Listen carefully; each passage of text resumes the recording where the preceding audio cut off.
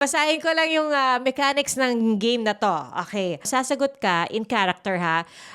Either bilang si Attorney Lilet, bilang si Onay from Onanay, bilang princess na isang CEO of a company. So, magtatanong ako, tapos pipili ka, sabi mo sa akin kung sino yung sasagot. Whether si Attorney Lilet, si Onay, or si princess ang sasagot sa tanong. Okay? Okay Baka po. ma-shock ka sa mga tanong. Naku, first question pa lang.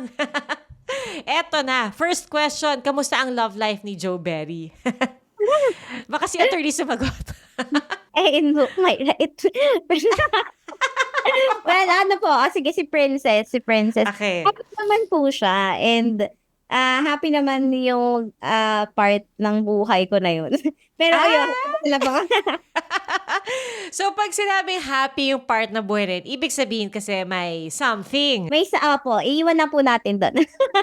May something, may Kaya someone. hindi pa natin masasabi ngayon na hindi po kasi clear ngayon for me. Parang feeling ko, wala pa ako dun sa state ngayon na I can really commit to something since I'm still figuring things out for myself. Pero happy naman.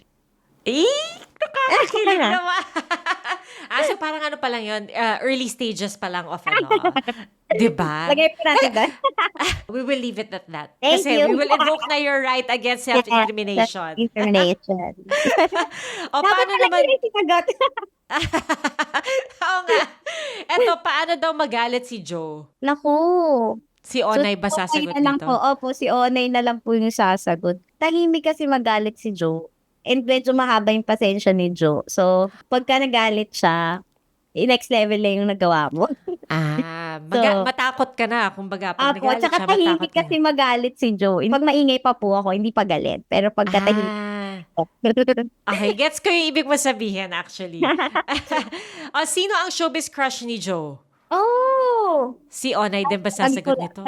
lagi na po, hindi, si Princess na lang po kasi si Princess. Sige. Si Ken-chan. Lagi ko nga po. Oh, cute-cute naman kasi ni Ken Chan, Yes, no? and very nice pa siya. And Oo. very good actor. So, Nagkatrabaho na ba kayo?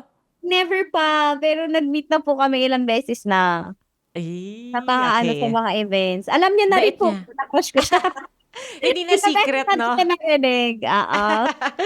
Okay. Ano ang mga ipinaglalaban ni Joe? Pinaglaban nila si Attorney Matias yung sasagutin. Ang pinaglaban ko lang po talaga right now is equality na magkaroon ng equality sa lahat sa mabigyan ng pagkakataon, tamang pagkakataon yung bawat isa, not just the people na mas mataas. So, sana po yun na someday is, kumbaga ma-implement naman din po. Kasi nga ngayon, lagi po, nagsimula po yun sa papa ko na yung mga little people is not just for funny roles, for roles na papatok-matukan lang. Kasi, aminin naman po natin, doon naman talaga nag-start. Wala naman pong masama na nakakapagpatawa ka sa television, pero at the same time, sana mabura na po yun na para lang sa ganun ang mga little people. So, sana po, naging equal yung pagkakataon. Mag-start po sana na mabigyan din yung lahat ng equal na chance sa lahat ng, hindi lang po sa showbiz, sa lahat din sa work din. Thank you, Attorney Lilet, Okay, for that answer.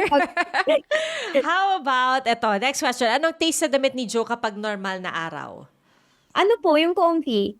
Uy, Ah. okay lang kahit baggy shirt, basta comfy. Yun po talaga. Si Comfort Princess sasagot. Yes, comfort over. comfort over everything Ay, else, yes. no? Kapag galit si Joe, ano ang nagpapakalma sa kanya? Paano ba? Last question natin Puro yan. Nako. si Princess din po ang sasagot nito. Kasi feeling ko ang pinaka-close po sa personality ko is si Princess eh. So, ang nagpapakalma po siguro sa akin yung iisipin ko kung ano yung magiging kalalabasan kapag pinauna ko yung galit ko. So, yung pag humihinga muna ako para kumalma, is iniisip ko, okay, ano bang magiging next kapag sumigaw ako dito? So, hindi maganda, kaya hindi na lang natin itutuloy. So, kumakalma po ako. Uy, okay yun May ano ka pa rin, may pause ka. 'Di ba? Importante yun mag-pause para hindi mag-escalate. Yes, lagi po yung pinagbibili ng papa ko every time na alis ako sa bahay. Mula nag-aaral ako hanggang sa nag-work ako sa office hanggang nag-artista ako na be nice, be kind. So, yun na isipin ko muna, nga, kailangan nice, kailangan. be good, ganyan.